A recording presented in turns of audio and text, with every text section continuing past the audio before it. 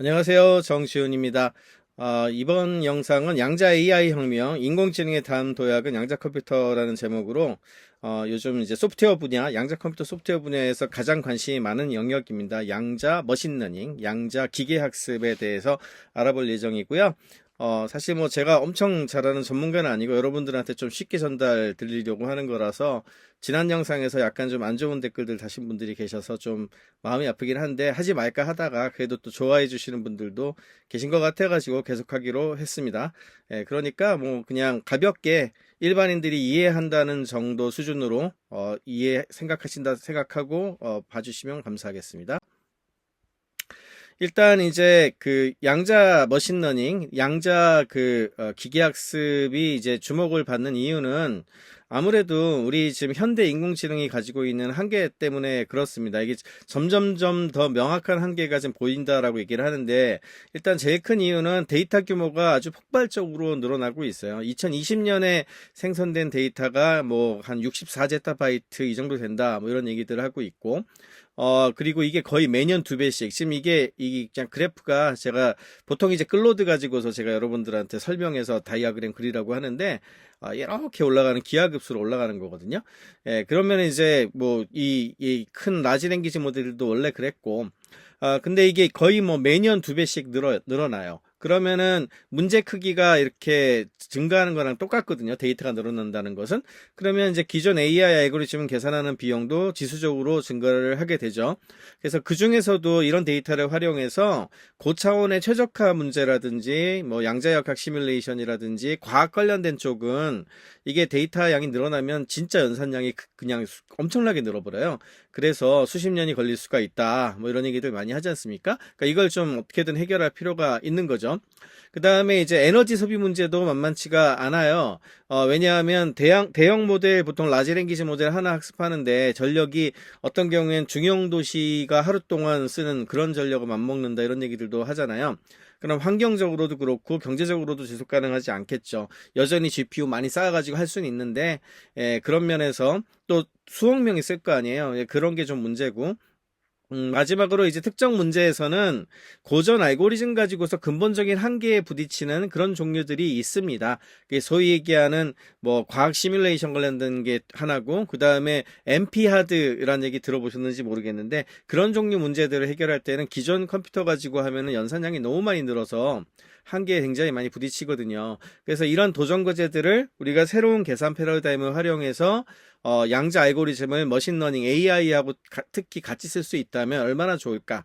이제 이것 때문에 이제 양자 머신러닝 같은 경우에는 소프트웨어 분야에서의 발전도 굉장히 중요하다고 말씀을 드릴 수가 있을 것 같습니다.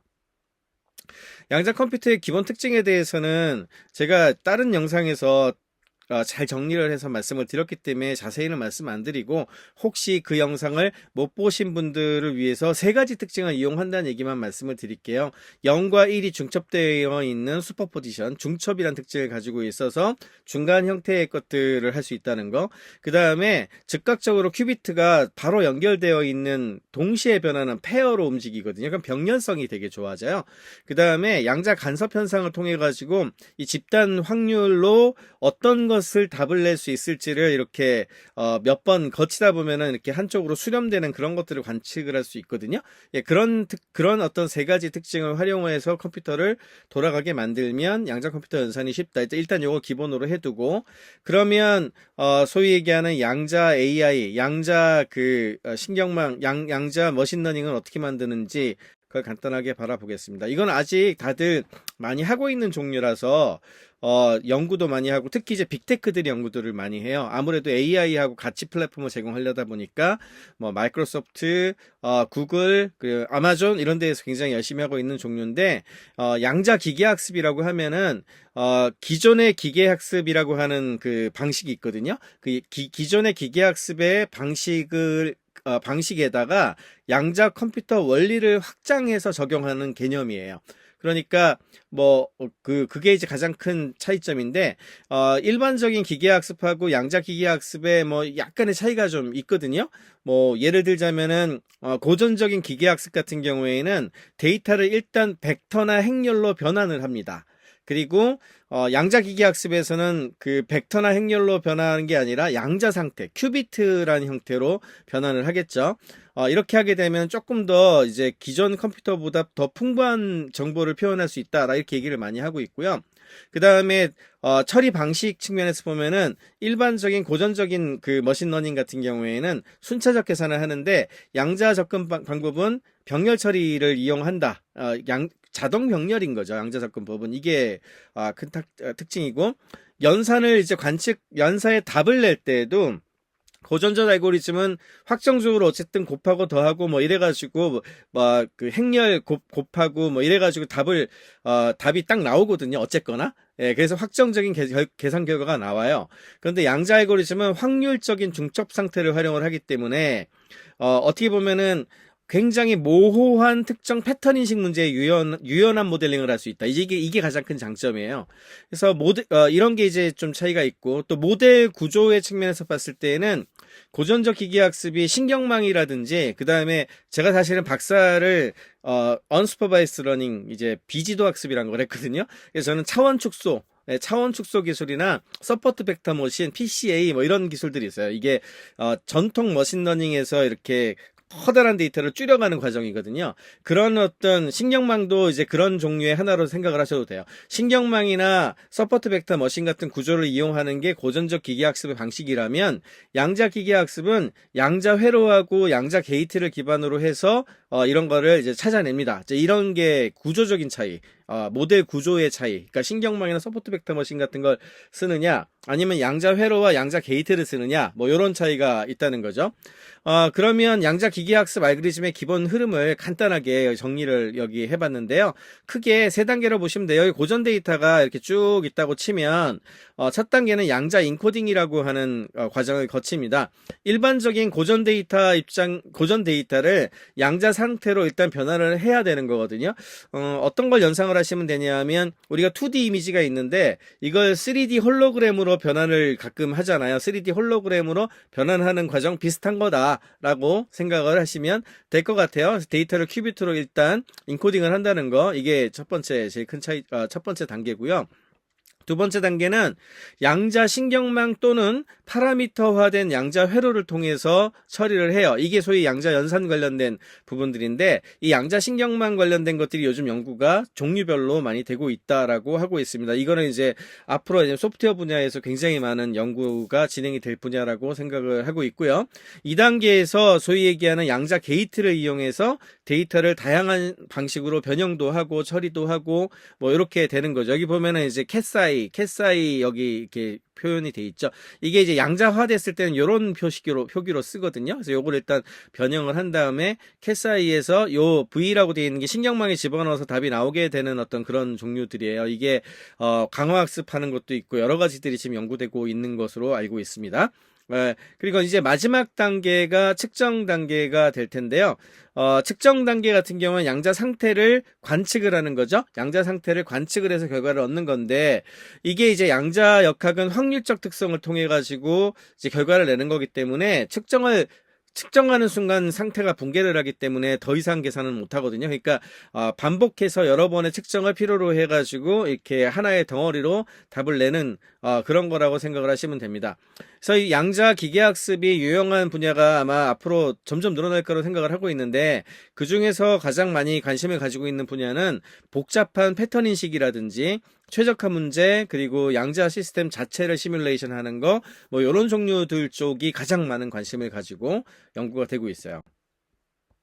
조금 더 이제 그 양자 특징의 공간 변환이라는 어떤 아젠다를 가지고 와서 제가 기존 거하고 좀 비교를 해서, 그리고 머신러닝하고 닮아인 점도 되게 많아요. 머신러닝에 대한 기본적인 이해를 하시는 분들은 이 설명은 충분하게 아실 수 있을 거라고 생각을 하는데, 양자 기계학습의 핵심 장점 중 하나를 보통 특징 공간의 변환 과정에 있다라고 얘기를 많이 해요.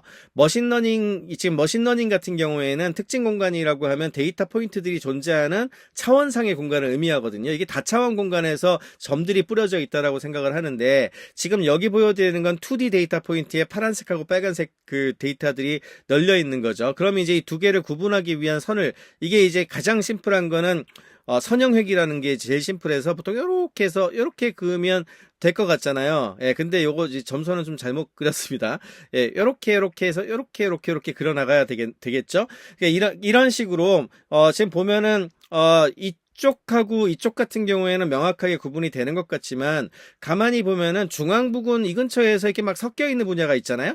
여기 같은 경우에는 분류하기가 생각보다 되게 어려워요. 이런 경우에 이 두 클래스를 구분할 수 있는 결정 경계라고 부르는데, 우리가 이 결정 경계가 아주 복잡한 형태를 띠게 되는데, 요거를 해결하기 위해서 굉장히 다양한 그 시공간을 틀든가 요렇게 해가지고 요 그 면을 복합적으로 만들어내려고 하는 작업들을 되게 많이 해요. 이제 그게 이제 일반적으로 머신러닝에서 많이 쓰는, 계산이 좀 많이 복잡한 그런 종류들인데, 양자 특징 공간 같은 경우에는 어떤 거를 하냐면 힐버트 트랜스포메이션이라는 걸 합니다. 이거는 제가 이제 나중에 시간이 되면 그 수학에 관심 있는 분들이 계시면 힐버트 트랜스포메이션 하고 그 연산, 이제 양자 연산 관련된 것들도 좀 따로 한번 해보면 좋긴 하겠는데, 일반적인 분들은 아실 필요가 있는 종류는 아니에요. 그냥 간단하게 얘기를 하자면, 고차원의 공간으로 이제 매핑, 힐버트 공간이란 것으로 매핑을 해서 이게 굉장히 쉽게 구분할 수 있도록 하는 것이 양자 변환을 통해서 굉장히 쉽게 가능해지거든요. 그러면은 얘네들이 이렇게 변형이 돼가지고 두 개가 따로 떨어져 나가서 이게 거리가 멀어집니다. 이렇게. 그러면은 이제 이걸 구분 짓는 공간을 이렇게 딱 이렇게 그어도 되고 이렇게 그어도 되고 여러 가지로 그을 수가 있겠죠. 이러면은 굉장히 복잡하게 얽혀져 있는 실타래를 풀어서 깔끔하게 정리하는 거하고 되게 비슷하거든요. 그래서 사실은 지금 제가 이제 이쪽 그 일반적인 머신러닝에서 관련된 이야기들은 따로 드리진 않았는데, 머신러닝의 다차원으로 얽혀있는 그 문제를 쉽게 풀어가지고 답을 내려고 할 때 디스인탱글링이라는 표현을 써요. 우리 인탱글먼트가 얽혀있다 그러잖아요. 얽혀있는 걸 풀어낸다는 표현을 쓰거든요.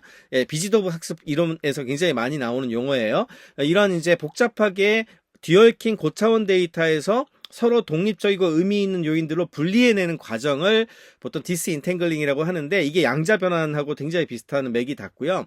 또 다른 말로는 매니폴드 러닝이라는 표현도 써요. 일반 머신러닝에서 이 용어도 마찬가지로 고차원 데이터가 실제로는 저차원 공간 내에 존재하는 구조적인 패턴, 이걸 매니폴드라고 그러거든요. 이걸 가진다고 가정을 하고 이걸 찾아내서 데이터의 본질적인 구조를 파악하는 접근 방법이에요. 그래서 머신러닝 언스퍼바이스 러닝, 비지도 학습에선 티슨이라든지 유맵이라든지 아이소맵 이런 것들이 이런 기법들이거든요. 근데 이런 부분들을 지금 말씀드린 그런 복잡한 연산을 하지 않고 양자 변화를 통해 생각보다 되게 막 꼬여 있는 걸 쉽게 이렇게 분리를 할 수 있다. 이제 이런 걸로 생각을 하시면 됩니다. 그래서 이제 이런 거를 되게 잘 해낼 수 있다면 어떤 곳에 유용할 걸로 생각을 하냐면은, 예를 들어서 이제 약물 발견 과정에서 효과적인 분자 구조가 어떤 건지 식별을 한다든지, 이런 변환이 양자 컴퓨터의 고유한 특징인 중첩과 얽힘을 활용해서 이루어진다는 게 핵심이거든요. 근데 이거를 굉장히 다양한 방식으로 동시에 이제 해볼 수가 있는 거죠. 일반 기계학습에서도 못하는 건 아니에요. 아까 커널 메소드로 커널 방법을 쓰기도 하고, SVM, 제가 전공했던 차원 축소, 이런 걸 통해서 유사한 특징 공간 변화를 시도하기도 하는데, 양자 알고리즘이 여러 가지 면에서 컴퓨터만 뒷받침이 되면 훨씬 효과적일 것이다 라고 생각을 해서 이런 분야에서 알고리즘 개발이 많이 되고 있다, 이렇게 설명을 드릴 수 있을 것 같아요.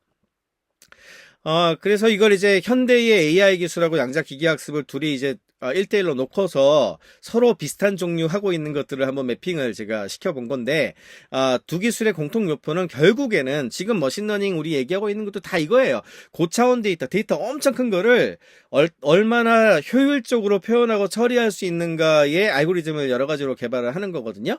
그 중에서 이제 많이 알려져 있는 현대 AI 쪽에서 많이 알려져 있는 것들 하나씩 이제 양자 기계학습 쪽에서 많이 연구되고 있는 걸 매핑을 해서 얘기를 드리면, 첫 번째 오토인코더가 있죠. 오토인코더. 그러니까 이게 사실은 지금 생성형 AI 기술에서 또 되게 중요했었던 기술인데, 데이터를 압축하고 재구성하는 오토인코더라고 하는 기술이 있는데, 요거의 이제 양자판이 양자 인코딩이다라고 생각을 하시면 돼요. 오토인코더는 신경망을 통해서 신경망에서 데이터를 압축해서 G라고 하는 히든 스페이스로 압축을 한 다음에 그거를 뿌려가지고 다시 만드는 거가 이제 디코딩 과정이거든요. 그래서 인코딩, 디코딩을 같이 하는 부분인데, 양자 인코딩 같은 경우에는 고전 데이터를 양자 상태로 변환을 해서 더 효율적으로 다룰 수 있도록 하는 거예요. 예를 들어서 오토인코더가 수천 차원의 데이터를 다루기 위해서는 이 파라미터 수가 엄청나게 필요할 거거든요. 근데 양자 인코딩은 아마도 훨씬 더 작은 수의 큐비트로 이걸 효율적으로 표현하는 것이 가능하다고 보고 있어요. 그래서 이런 측면에서 양자 인코딩 알고리즘도 굉장히 많이 개발들을 하고 있고요. 두 번째는 이제 인베딩 기술이죠. 사실 이게 소위 얘기하는 지금 생성 AI 채팅 자연어 처리에선 이게 핵심이거든요. 인베딩 기술은 어떤 거냐면은 그 단어라든지 이미지를 의미 있는 벡터 공간으로 매핑을 하는 거예요. 그래서 이제 그 벡터 숫자를 가지고서 우리의 언어를 표현을 해버립니다. 그래서 이게 워드를 했을 때 워드 인베딩이라는 표현을 쓰고 센텐스를 인베딩하면 센텐스 인베딩이라고 이제 하게 되는 건데 이거하고 비슷한 게 양자 상태 변환, Q state라고 하는 양자 상태 변환이에요. 양자 상태 변환은 이제 그 힐버트 공간 아까 말씀드렸잖아요. 그 해당 공간으로 데이터를 매핑하는 과정으로 이루어지게 되는 거고 이렇게 되면은 고차원의 이제 4차원 4차원, 5차원 이런 식으로 고차원의 어떤 벡터 공간에 양자 상태를 매핑을 해요. 이렇게 하면은 옛날 데이터에선 쉽게 구분되지 않았던 패턴을 꾸겨가지고 이렇게 꾸였더니 이런 게 나오네. 뭐 이런 게 좀 쉽게 될 수 있다. 예, 그런 측면에서 양자 상태 변환이 인베딩 기술하고 좀 비슷하게 맥이 닿아 있고, 그 다음에 비지도 학습, 데이터의 숨겨진 구조를 파악하는 어떤 그런 기술인데, 보통 여기에서 아까 말씀드린 뭐 서포트 벡터 머신, 커널 메소드 이런 것도 쓰거든요. 예, 근데 그 비슷한 게 Q-커널, 양자 커널이라고 하는 알고리즘이 있습니다. 양자 커널 같은 경우에는 양자 머신러닝에서 이제 복잡한 데이터 구조에서 패턴을 또 효과적으로 식별할 때 쓰는 거거든요. 원래 커널이 표현, 리프레젠테이션이라고 하는 표현을 추출하는 거, 예, 이거하고 비슷한 그 맥락이어서 같은 맥락의 종류라고 생각을 하시면 될 것 같고요. 특히 이제 양자 회로를 통해서 특징을 이제 그렇게 생각하시면 되고요. 그 다음에 이제 표현학습이라고 하는 게 있어요. 표현학습은 큰 데이터에서 유용한 데이터의 특징을 추출하는 걸 의미하는데 요거하고 비슷한 건 Q 피처. 예, 양자 회로를 통해 가지고 특징을 추출할 수 있는 어떤 그런 알고리즘들이 있어요. 이거는 이제 그 머신러닝에서 레프레젠테이션을 추출하는 거하고 굉장히 비슷하다고 말씀을 드릴 수 있고요. 마지막으로 차원 축소가 있어요. 이거는 커다란 거를 이렇게 줄여내는 일종의 그 압축 과정 비슷한 건데 이 복잡한 데이터에서 필요한 정보만 추출해가지고 그거에서 사실 생성 AI가 그렇게 줄인 거에서 다시 뭔가 뿌려내듯이 찾아내라고 이렇게 뱉어내라고 하는 거거든요. 그러다 보니까 할루시네이션도 나오고 그러는 거예요. 예, 그런 종류인데 양자 측정이 이 차원 축소하고 굉장히 비슷해요. 왜냐하면 측정을 할 때 상태 관측을 하면 이렇게 컸던 게 붕괴를 하면서 답을 내거든요. 그러니까 이만큼 컸던 거를 이렇게 작게 만들어 가지고 답을 내는 거니까 좀 비슷하죠. 그래서 현대 AI 기술하고 양자 기계학습하고의 알고리즘이 매핑이 되는 지역이 있기 때문에 이걸 좀 이해하는 것이 굉장히 중요한 게 이런 것들이 가능해지면은 지금의 일반적인 큰 데이터를 이용한 GPU를 이용한 알고리즘들하고 일부가 양자 기계학습하고 이렇게 연동되도록 서로 하이브리드 컴퓨팅으로 만들어 나갈 수가 있기 때문에 두 개의 연동을 이해하는 것이 굉장히 중요합니다. 지금까지 이제 양자 기계학습의 개념적인 측면과 작동 원리를 살펴봤는데, 이걸 실제로 어디에 쓸지에 대해서 한번 간단히 생각을 해볼게요. 제일 많이 쓰려고 하는 데는 이제 금융 분야 같은 경우에는 포트폴리오 최적화, 뭐 위험 분석, 수많은 자산과 변수를 고려해서 최적의 포트폴리오를 구성하는 문제가 사실은 전통적인 컴퓨터로 계산 비용이 생각보다 되게 높거든요. 근데 양자 최적화 알고리즘이 있으면 더 효율적으로 해결할 수 있지 않을까 이렇게 기대를 하는데, 특히 시장의 변동성을 예측하고 분석하는 데 있어가지고 향상된 정확도를 제공할 수 있다면 일종의 자동 트레이딩이라든지 뭐 이런 쪽에 또 유리한 뭐 에이전트가 나올 수도 있겠죠. 두 번째로 이건 실제로 요즘 이제 상용화 쪽에서 제일 많이 하고 있는 분야 중에 하나인데 물류하고 운송 분야입니다. 이게 복잡한 네트워크 상의 최적 경로를 찾고 자원을 효율적으로 배분하고 뭐 이런 것들은 원래가 계산량이 굉장히 많거든요. 그래서 데이터 포인트가 조금만 늘어나도 연산량이 그냥 기하급수로 폭발적으로 늘어요. 그러니까 이런 부분들은 큐빅 수가 그래도 비교적 적어도 쓸 수 있는 분야여서 뭐 대표적으로 이제 교통 상황이라든지 배송 요구 상황이라든지 연료 비용 같은 것들을 실시간으로 수적해야 되는 경우, 그런 경우에 연산량이 많으면 너무 늦게 답이 나오면 곤란하잖아요. 그래서 최적의 솔루션을 빠르게 도출할 수 있는 영역에서 굉장히 좀 쓸모가 있을 것이다 라고 예상을 지금 많이 하고 있고요. 그 다음에 국방이라든지 이런 데에서도 아마 가능성이 좀 있겠죠. 그리고 마지막으로는 이제 제가 제일 관심 있는 분야 신약개발 분야인데, 분자구조 시뮬레이션이라든지 약물과 표적의 상호작용 예측 같은 거에 활용할 수 있을 걸로 생각을 하고 있고, 양자역학은 원래 이제 분자 수준 상호작용 설명하는 이론이니까 양자 컴퓨터가 이런 시뮬레이션에 본질적으로 적합하잖아요. 그러니까 이를 통해서 신약 그 개발 과정 같은 경우에 발견 과정이라고 표현하는 게 나을 것 같아요. 발견, 어떤 우연하게 이게 잘 맞을 것 같은데 후보가 많은데 그 중에 적합한 거를 가속화를 하고 이거를 이제 시뮬레이션을 돌려가지고 이게 괜찮은 것 같아라고 이제 관측이 되는 거 있잖아요. 그런 것들을 식별하는 방식으로 했을 때 아마도 신약 개발 쪽에 쓸모가 많지 않겠나, 이렇게 생각들을 하고 있습니다. 전통적 인공지능을 넘어서는 이제 새로운 가능성에 대해서도 많은 이야기들을 하고 있어요. 양자 기계학습은 더 근본적인 수준에서 AI 패러다임을 변화시킬 잠재력이 있죠. 첫 번째로 이제 양자 기계학습이 기존에 불가능했던 계산을 실현할 수가 있다고 생각을 하고 있고, 복잡한 양자 시스템의 시뮬레이션이 고전적 컴퓨터로 계산량은 기하급수로 증가하는 걸 생각하면 사실은 불가능한 경우가 많은데, 새로운 재료 설계라든지 화학 반응 예측 같은 데에서 혁신을 가져올 수 있고, 뭐 최적화 문제, 대규모 최적화 문제, 고차원 데이터 처리, 뭐 이런 부분들, 이게 이제 기대하는 첫 번째고요. 아까도 설명 많이 드린 종류입니다. 두 번째는 새로운 형태 알고리즘 개발하면 뭔가 더 쓸모를 찾아낼 수 있지 않을까, 이런 부분이고, 많은 분들이 이쪽 관심을 가지고서 연구도 하고 아마 이론도 더 많이 나올 것 같아요. 여러 가지가 나올 것 같아요. 양자 신경망 구조는 기존 신경망하고 다른 방식으로, 원래 신경의 어떤 시냅스 같은 것들은 아날로그로 양자적으로 돌아갈 거라 생각을 하기 때문에 그게 조금 더 내추럴할 거라고 생각하는 분들도 굉장히 많습니다. 양자 상태 중첩을 활용해서 더 효과적으로 탐색 공간을 탐험할 수 있는 일종의 양자 신경망 구조가 되게 중요할 거고, 그 다음에 강화학습 같은 경우에는 굉장히 다양한 그 시도를 통해 가지고 트라이얼 앤 에러를 하면서 찾아가는 거잖아요. 예, 이런 경우에는 아무래도 양자 쪽으로 이제 강화학습 그 이론이 간단히 접목될 수 있으면 중첩을 활용할 수가 있으니까 더 효과적으로 탐험이 가능하겠죠. 그러니까 이런 측면에 대한 생각을 많이 하고 있고, 양자 생성 모델도 얘기를 많이 하는데, 생성 모델은 기존 생성 모델보다 더 복잡하고 정교한 패턴을 다양하게 만들어낼 수 있을 가능성에 대해서 생각을 하고 있어요. 그래서 굉장히 많이 연구를 할 수 있는 분야 중에 하나라고 보고 있습니다. 그 다음에 이제 단기적으로는요, 가장 현실적인 발전 경로는 양자 고전 이 컴퓨터의 하이브리드 접근법이라고 생각을 하고 있어요.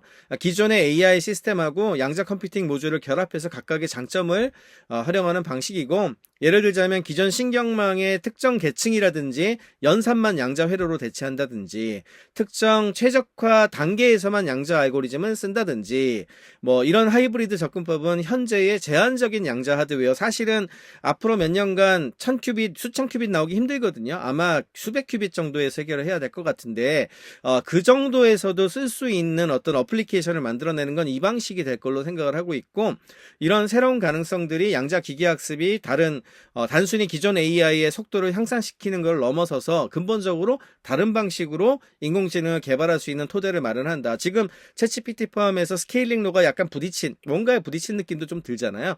그런 측면에서도 새로운 돌파구를 만드는 데에서도 고민해봐야 되지 않냐. 지금 트랜스포머만 자꾸 키워가지고 하고 있는데, 그런 측면에서도 고민해 보아야 될 내용들이 되게 많아서 이제 지금 연구하기엔 되게 좋은 시기인 것 같습니다. 예, 도전 과제도 많아요. 도전 과제로 뭐 데이터 로딩 문제, 아까 고전 데이터 양자화를 해야 된다 그랬잖아요. 근데 뭐 큐비트 몇 개 안 되는데, 물론 이제 벡터화해서 숫자 좀 작그맣게 만들었다고 한들, 예, 이게 뭐 몇 개나 이제 할 수 있겠습니까? 그러니까 굉장히 많은 데이터를 이렇게 데이터 로딩을 하고 이게 한다는 거는 굉장히 비효율적이거든요. 그러니까 이거를 효율적으로 처리하기 위한 양자 램 구조라든지 데이터에 맞는 특화된 인코딩 같은 것들의 설계 기법이라든지 최적화 관련된 게 많이 나와야 되는 것 같고요. 그 다음에 노이즈 문제 지금 되게 심각하죠. 현재 양자 컴퓨터는 외부 환경 노이즈에 정말 민감하거든요. 특히 이제 복잡해지면 복잡해질수록 점점 그 노이즈가 커질 가능성이 있기 때문에 안정적인 학습과 추론이 어려울 수 있거든요. 그래서 이 문제 해결을 하기 위해서 노이즈에 강인한 양자 회로 설계, 이걸 QEC라고 불러요. 퀀텀 에러 커렉션이라고 부르는데 그와 관련된 개발이 굉장히 중요한 연구 분야입니다. 그래서 노이즈 인터미디에이트 스케일 퀀텀이란 NISQ 시대라고 불러요. 당분간은 지금 현 시대가 그런 시대거든요. 제한된 하드웨어 조건에서도 유용한 결과를 얻을 수 있는 알고리즘 개발을 어떻게 하느냐, 이게 핵심인 거죠. 마지막으로 이제 모델 해석성 문제도 있다고 생각을 해요. 지금 현재 기계학습하고 AI도 소위 얘기한 블랙박스 비판 얘기를 듣고 있잖아요. 근데 양자 기계학습은 이거보다 더 해석하기 어려울 수 있거든요. 양자 역학 자체가 직관적으로 이해하기 어려운데 안 그래도 그런데 이게 기계학습까지 붙으면 더 어렵지 않냐. 그래서 모델이 어떤 과정을 통해서 어떻게 결과 도출을 했는지 이걸 설명하는 게 무지무지 어려울 거다, 이런 얘기를 되게 많이 하고요. 그래서 이 문제 해결하기 위해서 설명 가능한 양자 AI 연구 관련된 것들도 굉장히 중요한 연구 과제라고 할 수 있겠고, 그 다음에 양자하고 고전을 같이 써야 되잖아요. 그 고전 AI를 같이 써가지고 하이브리드로 답을 냈을 때 이 하이브리드로 답을 낸 거에 대해서는 어떻게 해석해야 되는가, 해야 되는 해석 방법론이라든지 이런 부분들도 굉장히 중요한 연구 과제라고 말씀을 드릴 수가 있을 것 같습니다. 소프트웨어 분야에 이제 중요한 것들은 이거 양자 기계학습을 마지막으로 이제 강의를 마치려고 하고요. 여기 있는 제가 오늘 주마간산으로 말씀드린 것들 중에 혹시 이제 연구 논문이라든지 이런 좋은 어떤 공부 자료들이 있으면 간혹 따로따로 하나하나 업데이트를 하는 시간도 나중에 가져보도록 하겠습니다. 예, 들어주셔서 감사합니다.